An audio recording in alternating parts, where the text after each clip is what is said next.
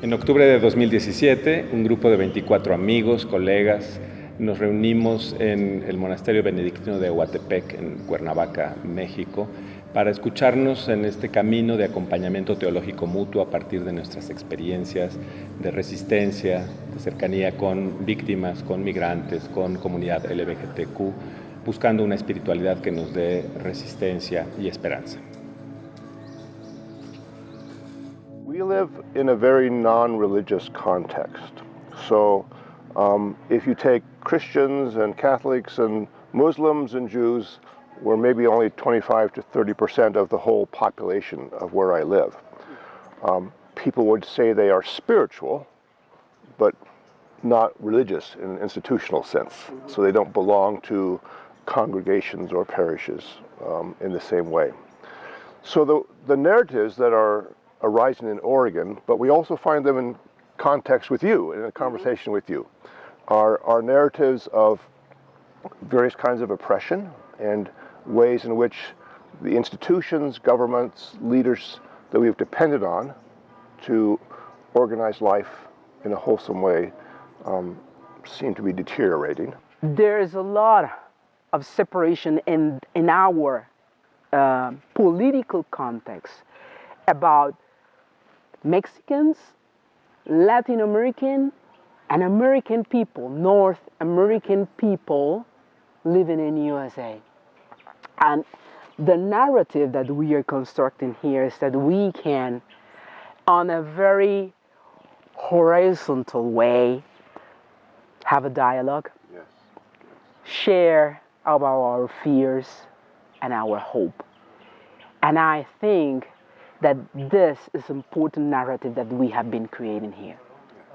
We are deconstructing the reality that the spirituality has been kidnapped by the powers in the church. Hay un sector de personas que están vinculadas a tradiciones religiosas y que encuentran o pueden redescubrir los símbolos de su propia tradición para potenciar ese trabajo a favor de la justicia.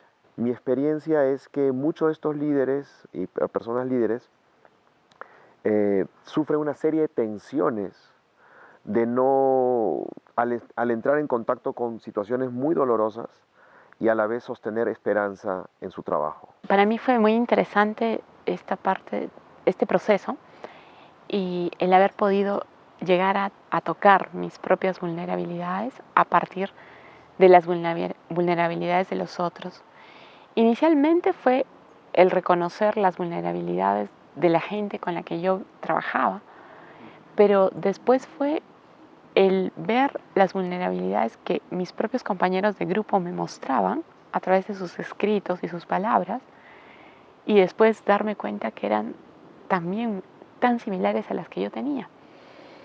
Y eso me hizo encontrarme con ellas, con mis heridas, reconocerlas, quererlas, tratar de entenderlas en lo que pudiera, y en lugar de rechazarlas, eliminarlas o no querer mirarlas.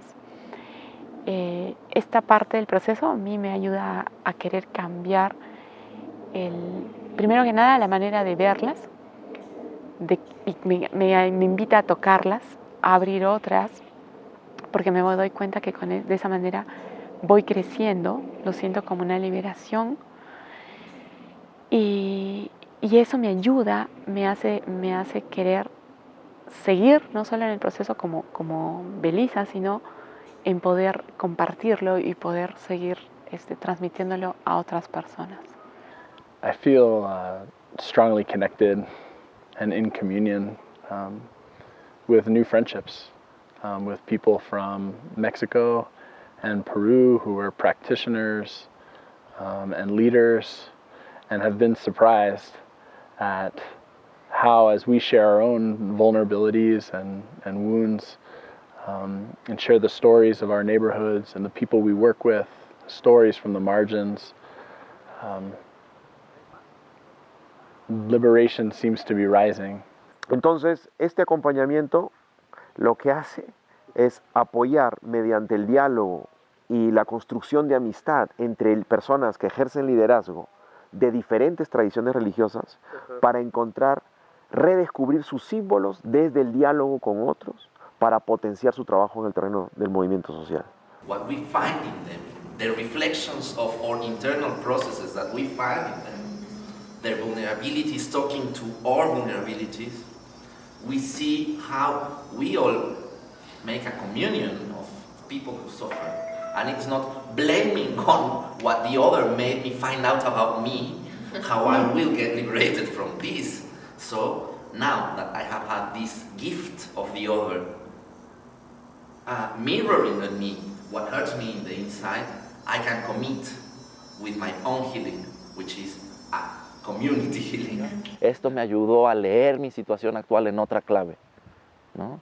Y me permite navegar en esta incertidumbre con la confianza y con la loca idea, con la idea contraintuitiva de que es una experiencia de gracia, ¿no?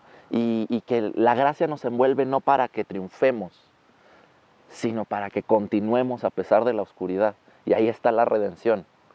No en que se derramen ríos de leche y miel, sino en que a pesar de la oscuridad, seguimos siendo brasitas que pueden ir radiando luz.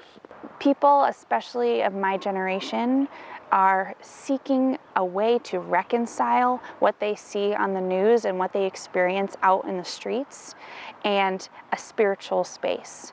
They are looking for somebody to offer a bold witness, a bold word of hope, of meaning, of knowing that we are walking some sort of path toward something. We might not know what it is, but we need those spaces to go deep, more deeply into what do we vision for our world? What do I vision for myself? How can I be a part of that?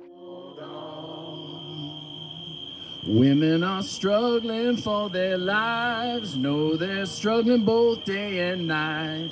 Keep your eyes on the prize, hold on, hold on, hold on. Keep your eyes on the prize, hold on. En Perú repetimos mucho ir haciendo camino desde el reverso de la historia, desde la historia de los vencidos. No sabemos si vamos a ganar, pero son pequeñas luchas y tal vez pequeñas victorias. So you all are helping me remember that it is not the destination, it's the journey. I'm really grateful because of this experience that challenged my personal life, healing my wounds, and also calling me to go further. Pum, pum, pum, pum. Del amor concreto y colectivo, que la suave tarde de su reino no sea una ilusión ni sea un sueño. I was suddenly overwhelmed with the realization that I loved all these people, that they were mine and I theirs, that we could not be alien to one another, even though we were total strangers. It was like waking from a dream of separateness. If only they could all see themselves as they really are. If only we could see each other that way all the time. There would be no more war, nor more hatred, or cruelty, or greed.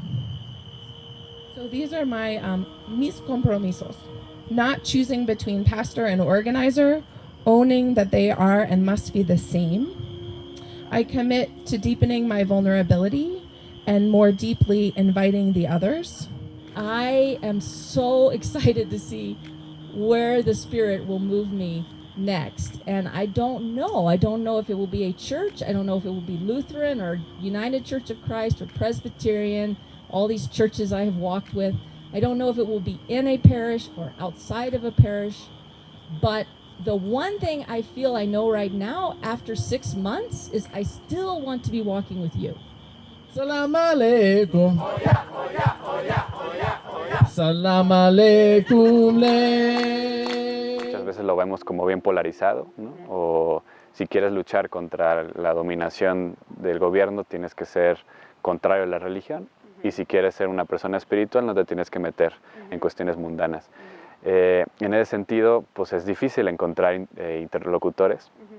Y yo en este grupo los he encontrado, ¿no? He sentido que compartimos esta sensibilidad y ha sido increíble. So I think that's one thing I'm taking with me is spiritual. We need to create more places of belonging, of spiritualities, plural, so that we can be filled with life and what is most important. Strip away the inessential and you're left with human dignity, with not even human dignity of all life, right? Of respect for our land, for the environment, for people, for experiences, for past and present. It's all here. And to lose sight of that, to lose that feeling, to lose that connection, that is one of the biggest sources of pain and poverty in our world. And we need a counter-revolution against that disconnection. We need to connect. Estos últimos 2-3 años yo he estado muy, digamos, sorprendido, tocado, pero también indignado por la violencia en mi país, una violencia brutal, sistémica, que ha generado más de 100,000 muertos y 50,000 desaparecidos en los últimos 10 años. Y no puedo pasar, digamos, indiferente ante ese dolor de los sobrevivientes, ni tampoco de la memoria de los que fueron ya aniquilados o desaparecidos. Entonces es como un imperativo para mí ético, espiritual, pero también cognitivo. Hay una frase que a mí me impacta mucho y es algo así como: a nosotros la realidad nos pone la agenda, ¿no?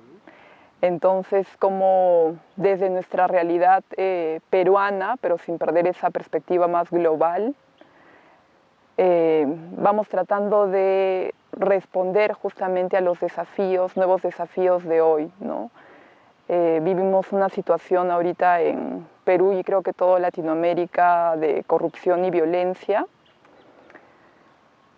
pero al mismo tiempo de la emergencia de nuevos, y la irrupción sobre todo de nuevos sujetos que van, no sé, buscando caminos también de liberación.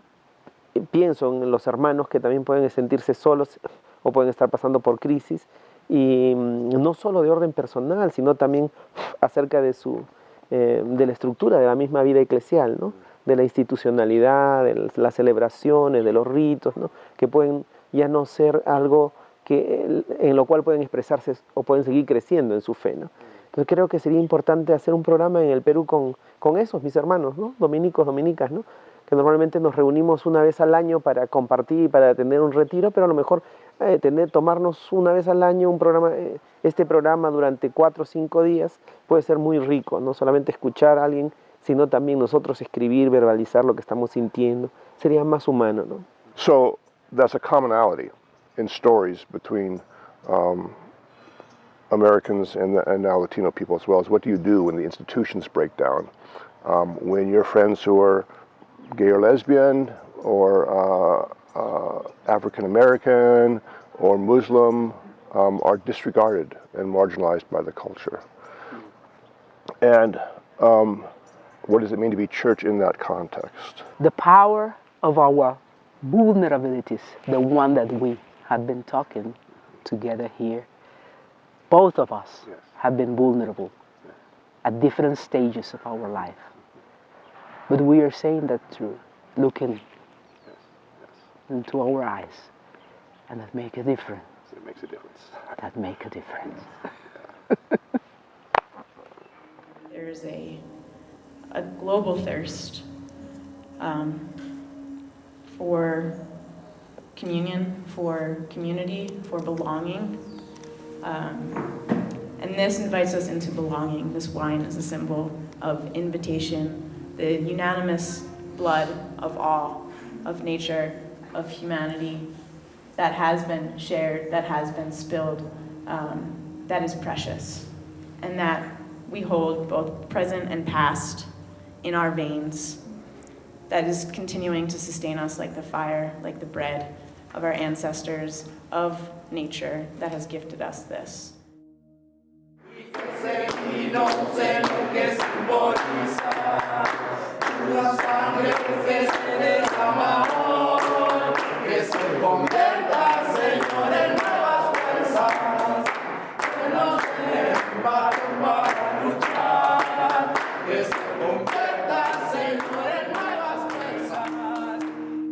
Este diálogo es el fruto de dos tradiciones espirituales que se encuentran, a 500 años de la Reforma Luterana y 50 años de la Teología de la Liberación, construyendo nuevos caminos de dignidad y esperanza.